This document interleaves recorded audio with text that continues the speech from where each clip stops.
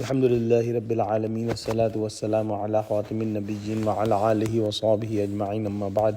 فأعوذ بالله من الشيطان الرجيم بسم الله الرحمن الرحيم قال الله تعالى في سورة الأعراف قال موسى لقومه استعينوا بالله واصبروا إن الأرض لله يورثها من يشاء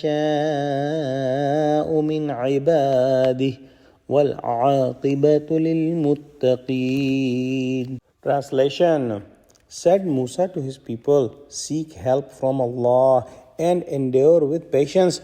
The earth indeed belongs to Allah. He gives it to inherit whom He wills of His servants, and end outcome is indeed in the favor of pious who fear Him. In the previous ayah, we studied that how Pharaoh and his chieftains made a horrific plan against Bani Israel, that they will kill their male children and they will let live their female children. And the Bani Israel was very upset. They were fearful and they were thinking that what will happen to them in the future. In this ayah, Allah subhanahu wa ta'ala mentioned that Musa alayhi salam consoled Bani Israel. He alayhi salam said to the people of Bani Israel that there is nothing to worry about. Allah subhanahu wa ta'ala is Qadir Mutlaq. Allah subhanahu wa ta'ala has all the power, all the authority, and He owns everything. He owns the whole world, whole universe, whole earth. And Allah subhanahu wa ta'ala decides that who will live at particular land, who will govern the particular land, and who will be the king of particular land. So once we feel that Allah subhanahu wa ta'ala is the owner, we should not be worried about those who claim that they own the land, as Pharaoh used to claim that he owned the land. Nobody should be asking help from the transgressors. We all should be asking help from Allah subhanahu wa ta'ala. We should all be focusing on Allah subhanahu wa ta'ala. We should all be fearful of Allah subhanahu wa ta'ala, and we should not be fearful of anyone else. We should live with patience, and we should be pious in the path of piety.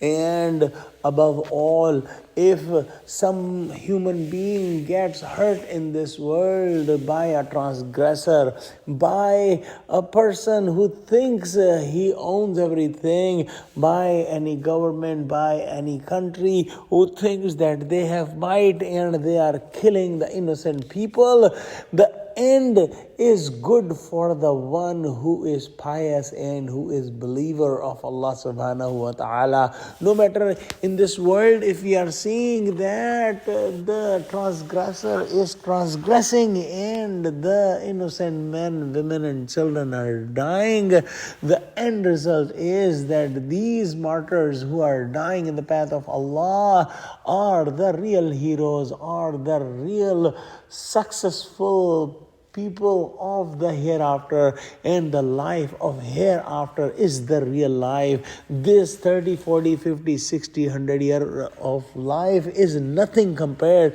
to the life of hereafter. And that's what Musa alayhi salam consoled Bani Israel as well when they were oppressed, when they were being killed, and when they were being transgressed. And we should take a lesson from the story of Bani Israel and Musa alayhi salam, that the believers are victorious in the end. However, the biggest victory is in the hereafter, and the believers are the only people who will be victorious that day. Let's pray that Allah subhanahu wa ta'ala give us true understanding of Quran, connect us with the truthful people, and make us steadfast on the straight path. Ameen. Wa akhiru da'wana alhamdulillahi rabbil alameen. Assalamu alaikum wa rahmatullahi wa barakatuhu.